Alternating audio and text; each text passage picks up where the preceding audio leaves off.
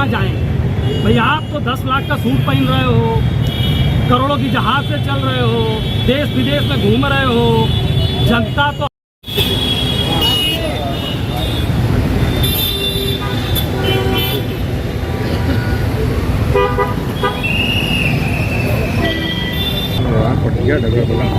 ये पूरा है, यही में हम ये देखिए एक स्टूडियो वाला है 6 रूम। इसके बाद जो आप देख रहे हैं वो चौड़ीकरण में नहीं है, वो भी तोड़ा गया। लास्ट वो 6 रूम उधर का है। यहाँ के अगर लोकल है कोई तो पूछ ले, राजेश सुनो है ना, 6 रूम उसके बाद 5 रूम वो चौड़ीकरण में नहीं था।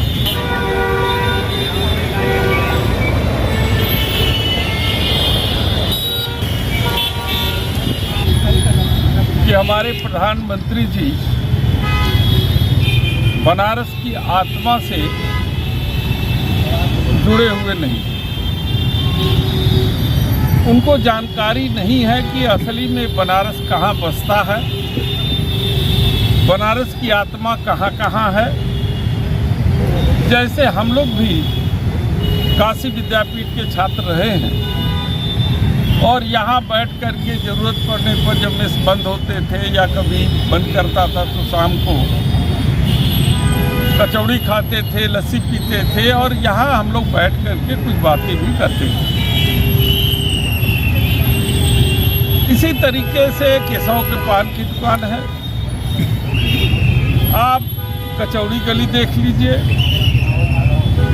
आप तमाम ऐसे संस्थान जहाँ की अभी मलइयो पसंद है और मशहूर है। हमारी आत्मा का जो तर्पण होता है, जो मोक्ष मिलता है, वो हमारे मणिकर्णिका घाट पे मिलता है। बनारस की गलियों का क्या महत्व है, बनारस के संस्कृति, सभ्यता और उसकी पहचान में और धार्मिकता में, ये सब यहाँ के लोगों के द्वारा बताना चाहिए माननीय प्रधानमंत्री जी को। और प्रधानमंत्री को इसलिए पता नहीं है कि प्रधानमंत्री काशी के वासी नहीं हैं, इसलिए उनको ये नहीं मालूम है कि काशी के लोगों की, काशी की आत्मा कहाँ बसती है। हम नहीं चाहते हैं बहुत बड़ी अट्टालिका, हम नहीं चाहते हैं कि एक गरीब का झोपड़ी जो है उसको ख़त्म कर दिया जाए। बहुत से शहरों का बाकी देशों में भी डेवलपमेंट हुआ है, लेकिन उसके हेरिटेज स्वरूप को बरकरार रखा गया है, उसकी पुरातनता को बरकरार रखा गया है। और जब पुरातनता के साथ आधुनिकता आती है तो उसकी खूबसूरती और बढ़ जाती है। मैं अभी क्योटो गया था, जिसकी तुलना माननीय प्रधानमंत्री जी ने चुनाव से पहले किया था। क्योटो का अपना एक अलग पहचान है, अलग स्वरूप है, काशी का अपना अलग स्वरूप है। काशी कभी क्योटो हो ही नहीं सकती और न क्योटो कभी काशी हो सकती है, क्योंकि काशी एक आध्यात्मिक नगरी है। काशी भगवान शंकर के त्रिशूल पे बसी है। काशी हमारी मोक्षदायिनी है, मोक्ष की नगरी है। शायद विश्व में ये पहली ऐसी काशी नगर है, ऐसी नगर है जहाँ पर लोग मोक्ष प्राप्त करने के लिए, मृत्यु प्राप्त करने के लिए आते हैं। अनोखा है काशी, काशी अविनाशी है, काशी कभी समाप्त नहीं हुई है। काशी ऐसे कोण पर के क्षितिज पर विद्यमान है कि जहाँ न प्रलय इसका कुछ नुकसान करता है, न कभी नुकसान हुआ है। ये भगवान शंकर के त्रिशूल पे बसी काशी है और इसीलिए माँ गंगा भगवान शंकर की चरणों को छूती हुई यहाँ से निकलती हैं।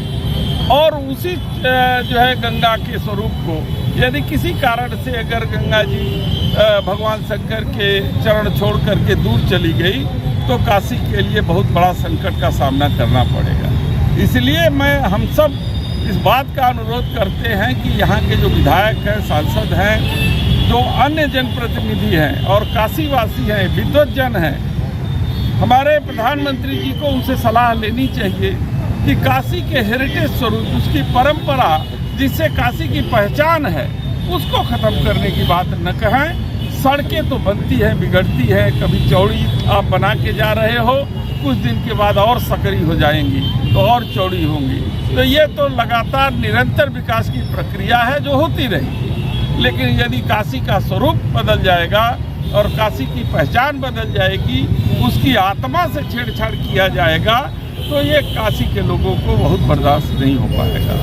इसलिए मैं आप सबके माध्यम से माननीय प्रधानमंत्री जी से अनुरोध करता हूँ कि काशी की आत्मा के साथ खिलवाड़ न करें और काशी के इस स्वरूप को वो बनाए रखें। आज हम चाची के इस दुकान पे आए हैं कचौड़ी वाली, देख करके मन हमारा बहुत ही आह्लादित वो जो है कि बेवल हुआ है, क्योंकि मैंने देखा कि जहां हम लोग बैठा करते थे आज मशहूर है, सैकड़ों साल से ये दुकान जो है कि मशहूर थी। पहलवान का लस्सी था जो कि आज हम लोग कम पैसा भी रहता था तब भी उसकी लस्सी पी करके हम लोग चले जाते थे। तो ये सब सारी चीज़ें यादें समेटी हुए थी। आज माननीय मोदी जी ने उस यादों को